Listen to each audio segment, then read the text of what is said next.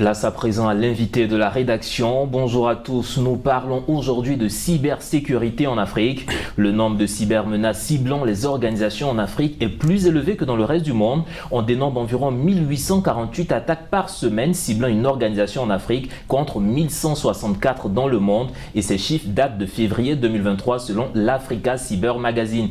Et ici en Côte d'Ivoire, le Cyber Africa Forum 2023 a été au cœur des réflexions sur les grands enjeux du moment. Et pour en parler, nous recevons Dr Youssef Mazouz, secrétaire général du Centre africain de cybersécurité. Merci d'être avec nous. Merci à vous.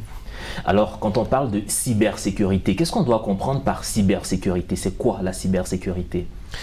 La cybersécurité, c'est bien sûr c'est la protection. Quand on parle de cybersécurité, on parle de faire face aux menaces qui peuvent atteindre aux systèmes d'information, aux infrastructures informatiques. Ces menaces peuvent être soit des logiciels malveillants, elles peuvent être des fuites de données, elles peuvent être des attaques à des infrastructures. Donc, pour faire face à ces menaces, on doit avoir de la sécurité cyber, c'est-à-dire informatique, sécurité informatique.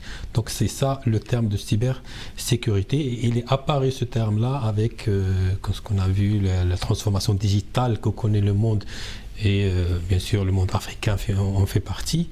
La transformation digitale, qui dit transformation digitale dit exposition à des menaces. Et par conséquent, on doit faire face aux menaces par la cybersécurité.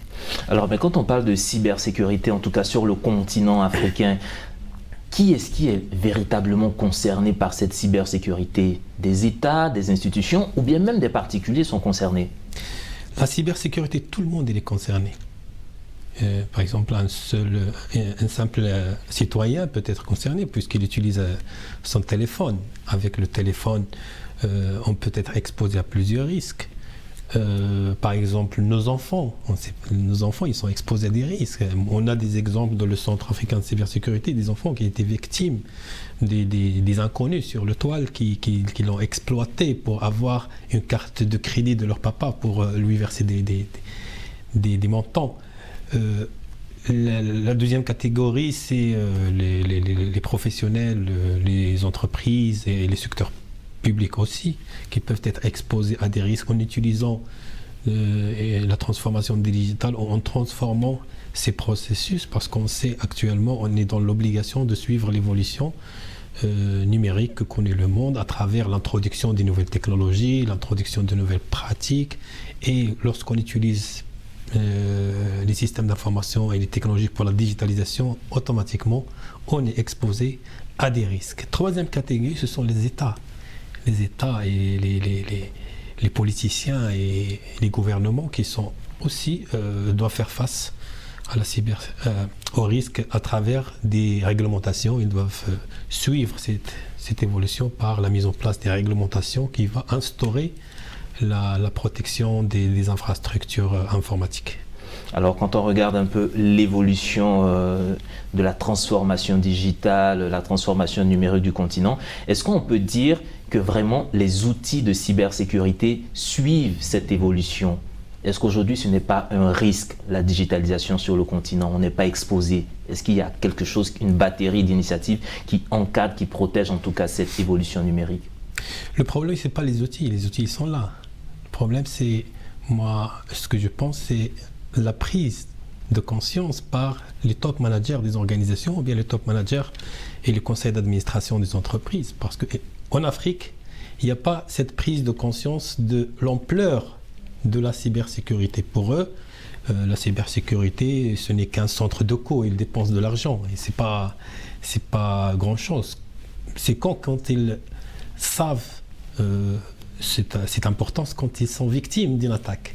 Lorsqu'ils sont victimes d'une attaque, ils savent que l'importance d'investir dans les outils. Les outils sont là, la technologie elle est là.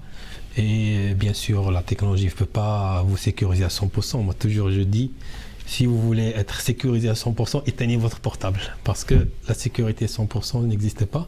Mais les outils sont là. Il faut juste sensibiliser les dirigeants pour adhérer à investir dans les solutions informatiques de sécurité, surtout les dirigeants africains, parce qu'en Afrique, malheureusement, on a cette lenteur de suivre cette évolution de transformation digitale par la mise en place d'une politique et des systèmes de cybersécurité.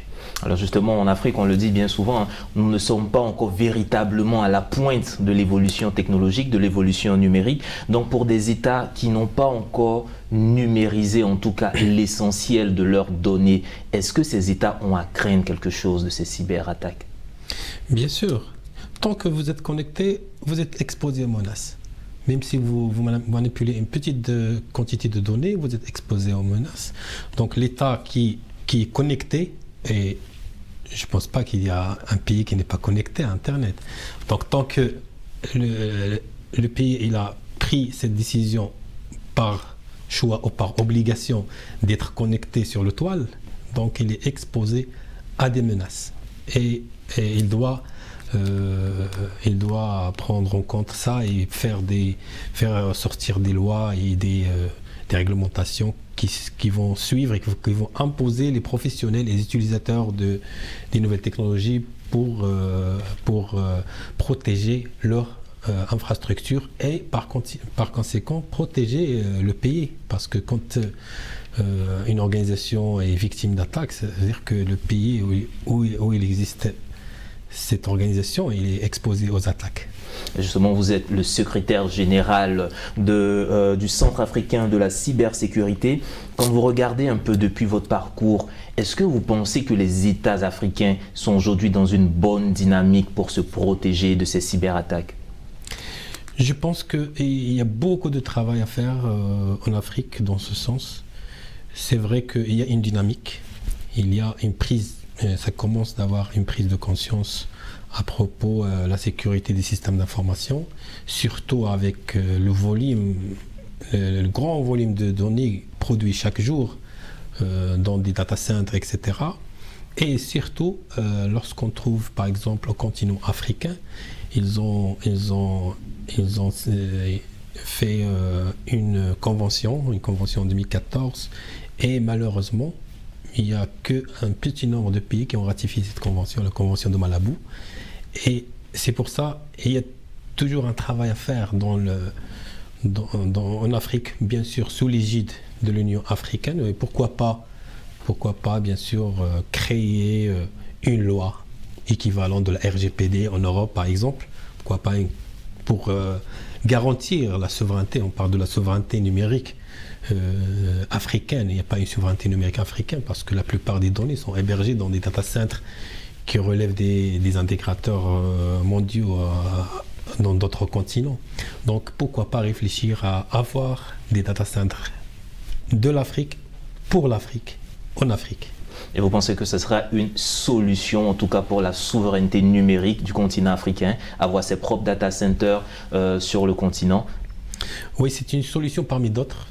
C'est un premier pas, si on peut dire. C'est un premier pas vers la souveraineté numérique à travers, si on peut dire, entre guillemets, une petite indépendance numérique. Et le Centre africain de la cybersécurité, il est né depuis quand? Et est-ce que vous pensez aujourd'hui que le centre a les moyens et les compétences nécessaires pour porter ce message, pour porter ce combat sur le continent africain? Donc le Centre africain, il est créé en 2018. C'est une organisation non gouvernementale de société civile. Et il est né de la nécessité de créer une synergie entre les professionnels de la cybersécurité. C'est pour ça on a opté d'avoir ce cadre de société civile, parce que des fois des actions on peut les réaliser dans un cadre de société civile, c'est plus fluide dans un cadre institutionnel. Donc voilà, nos adhérents sont des RSSI, des responsables sécurité système d'information, et des organisations publiques et des organisations privées.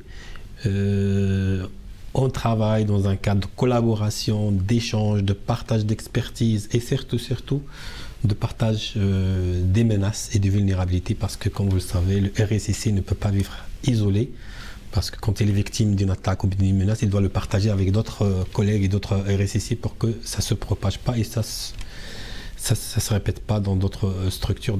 C'est dans cette logique qu'on a essayé de créer ce centre africain. On a des conventions avec d'autres pays comme la Tunisie, le Mali et le Sénégal. Et l'année dernière, on a créé ce qu'on a appelé l'Alliance africaine pour la cybersécurité. C'est une initiative également de société civile qui regroupe les clubs DSI, clubs RSSI des pays africains, de 12 pays. Maintenant, ils ont signé le traité de Marrakech. Et on travaille pour pour évoluer dans ce domaine de cybersécurité qui est un domaine émergent mais très très très important. Un domaine émergent mais très important comme on le voit dans l'évolution en tout cas de notre continent. Merci encore Dr Youssef Marzouz. Je rappelle que vous êtes le secrétaire général du Centre africain de la cybersécurité et avec vous nous parlions justement de cybersécurité, de ces menaces, facteurs clés dans la transformation numérique du continent. Mesdames et messieurs, c'est ici que se referme cet entretien, cet invité de la rédaction. Merci à vous tous de nous avoir suivis et agréable suite au programme sur nos antennes.